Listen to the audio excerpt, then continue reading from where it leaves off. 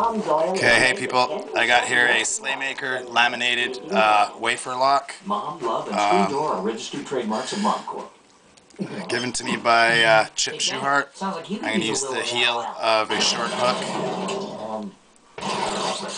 I believe this has 3 or 4 wafers in it. There's obviously been some sort of a mistake here. I'm sure there's...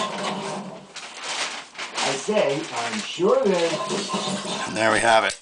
That is, I'm sure there's... That's the Slaymaker. Reasonable. They call it a cylinder lock. It's a laminated padlock. It's actually a wafer lock made in the United States.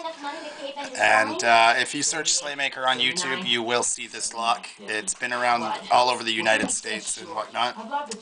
So anyways, peace, don't break the law, and have fun.